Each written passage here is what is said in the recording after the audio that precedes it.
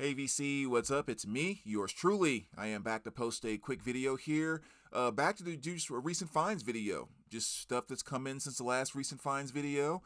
Kind of as things have been typically. I'm still not spending really any money on vinyl, just kind of picking up what I pick up at the shop. But over the past a few weeks, I've worked a number of days and picked up some pretty good stuff. So let's just kind of dive right in. We'll start off here with one that just kind of recently came out, which is Hootie and the Blowfish.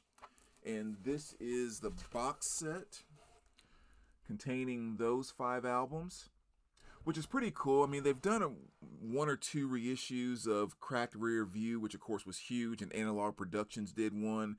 Fairweather Johnson, I do have an OG pressing of that, but I've never had, and I'm not even sure if they pressed the other 3 on vinyl, but you know, you can finally kind of get them here in the box set. And I don't know, I guess I can flash them here really quick. Nothing overly fancy about them. I mean, good pressings, just kind of one basic simple insert. None of them are gatefold or anything, so just really kind of, you know, straightforward. Good pressings, but straightforward kind of pressings. So there's Crack, there's Johnson right there. Again, I just want to just kind of flash them. And as always with my box sets, I like to take the individual albums out and sleeve them and keep them in my kind of front flip bins because it just makes it easier for me to grab them, and I tend to spin my box set stuff more when I do that. So that's where these are going to go as soon as I'm done with this. Next up, one that I've been wanting to get in the collection for a while, which is Psychedelic Furs, Forever Now. This is their 1982 release, which of course had the big hit Love My Way. I mean, just one of my absolute favorite new wave synth pop type of bands from that early to mid 80s time period. And this was just one I just had not stumbled across. So this was kind of cool too, because I wasn't expecting to get it, but a buddy of mine who I'd gotten a record from, the record that was inside of the record that I got from him was actually not the right one, and he felt really bad about it and blah blah blah. I was like, no, don't worry about it, dude. We'll catch up sometime in the future, and I'll no big deal. And so he knew I wanted this, and he actually was like, hey, here's for that mess up that I made on that other record. And it was like, hey, that's perfect. I could not thank him enough. So really, really great stuff there. Also a nice Japanese pressing of Rainbow Rising. Really, really great stuff here. I mean, again, classic Dio Rainbow. Again, you guys know this album so very well. I have a nice copy that came in the box set again, but it's just to stumble across a beautiful OG Japanese pressing like that. That was a nice grab. One that I was really excited about. I've been waiting for this to come into the shop since forever. Since it was announced. Tango in the Night, the Fleetwood Mac. And as you can see, this is a Mofi pressing. 2LP, 45 RPM. From front to back, I still say this is my favorite Fleetwood Mac album. It's just that to me, that beautiful stuff from the things that made them so amazing on Rumors and everything else, and the awesome stuff that they did going into the 80s. This was kind of that perfect combination of both of those areas here. Just so many great tracks on this. And so I haven't, I was going to say, including Seven Wonders, which is arguably my favorite Fleetwood Mac song, period. Sound quality wise, I'm not quite sure yet. We spun it at the shop when they came in, but I haven't spun it here at home yet. The one thing I noticed at the shop, and the thing I've always liked about this album, is it's a very, very bright, kind of shimmery, shiny, if you will, kind of album. And when I was listening to it at the shop, it seemed like the way Mofi typically does, that brightness was taken up a slight notch, and the low end seemed to disappear a little bit as compared to the OG pressing. But again, that's just kind of the system at the shop. I didn't go through and adjust bass and that type of thing, so I'm going to play around with it here at home on my system and kind of see what I think. But yeah, regardless, I'm just so happy to have a Mofi pressing that is just awesome. What else here? Another one of the Tone Poets just recently came out. This is Dizzy Reese, Blues and Trinity, from 1958. just like all the other Blue Note and Mofi stuff, yeah, it's Dizzy's album, but you have Donald Byrd on here on trumpet, Art Taylor on drums, just the same, those 30 or so geniuses that they just keep showing up on everyone's album, and just another great, fantastic Tone Poet pressing. What else here? Stumbled across this one too at the shop about a week or so ago, so I went ahead and picked that up. Aerosmith. This is that most recent greatest hits from 2023. All the stuff you'd expect to have on here. Dream On, Walk This Way, Sweet Emotions, Dude Looks Like a Lady, Don't Want to Miss a Thing, blah, blah, blah. But yeah, I thought, it's pretty cheap, and I had some extra credits sitting there, so I went ahead and grabbed it. Another Blue Note pressing, Horace Parlin right here, Up and Down.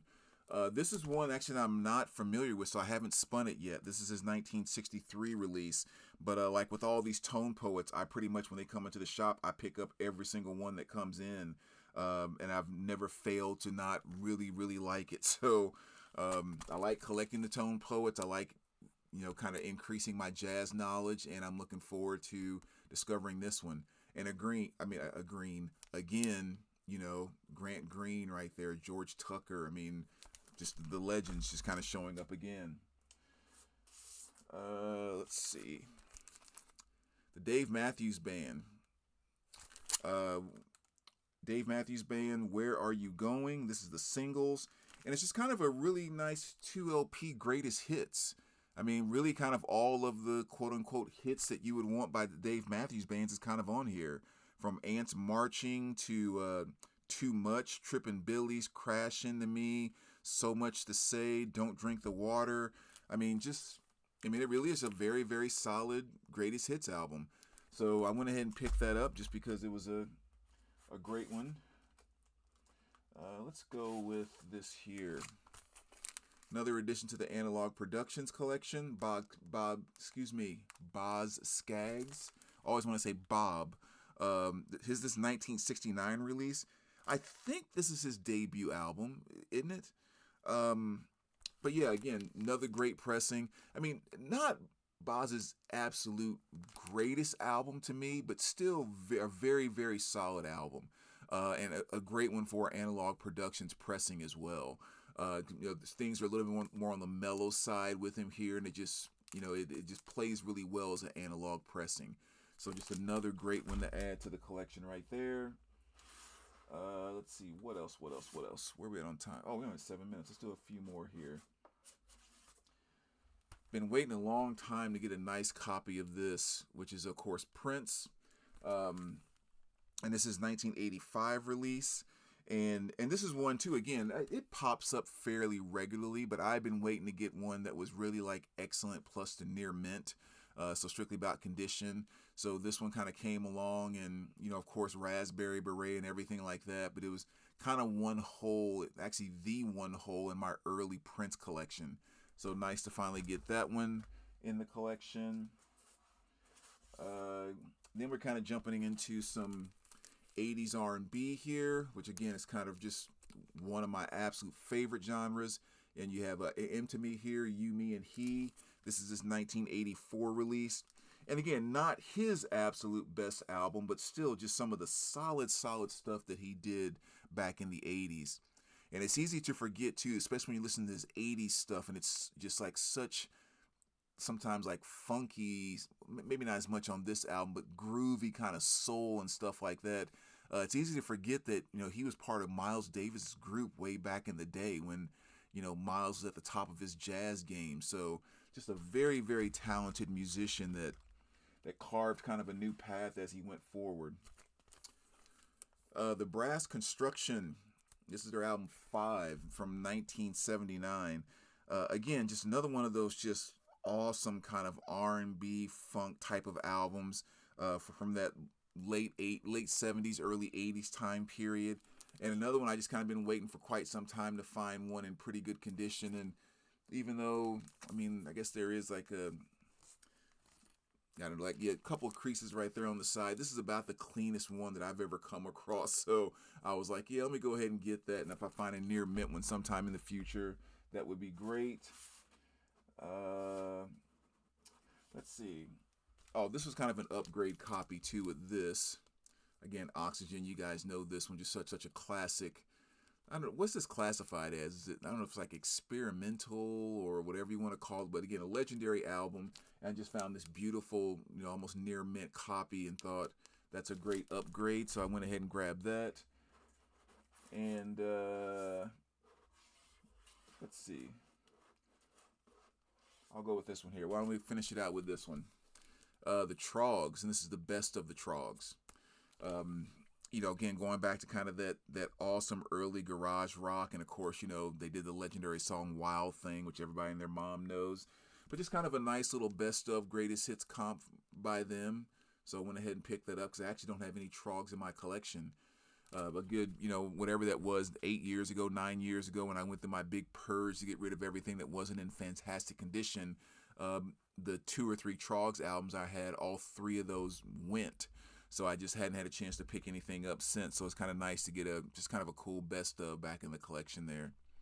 So, one more thing I guess I'll show. This is 145 that I did pick up. And this was kind of cool too. This is Stand in the Fire by Youngblood. From the soundtrack Youngblood, which is just one of my favorite songs from an 80s soundtrack.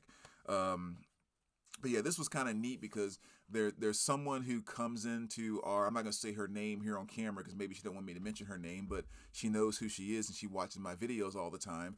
But she came in like 2 weeks ago and she really flips through our 45. She flips through everything. She gets a ton of stuff every single week. And I was checking her out and I saw this and I was like, oh man, I was saying how much I love the song and all of that. And it's such a great, and she was like, did you not know that was back there? I was like, no, I totally did not know this was back there. It's like, well, if you want it, you can have it. I don't. And so she basically just didn't buy it and let me have it instead. It's only $2, and so that was very, very sweet of her, and so appreciated, and yeah, just right up my 80s alley right there. So that was definitely a fun one. So anyway, there you go, VC. Those are some of the recent finds that have come in the past few weeks. As always, let me know what you think. Appreciate you guys stopping by, and we will talk to you soon. All right, take care, guys.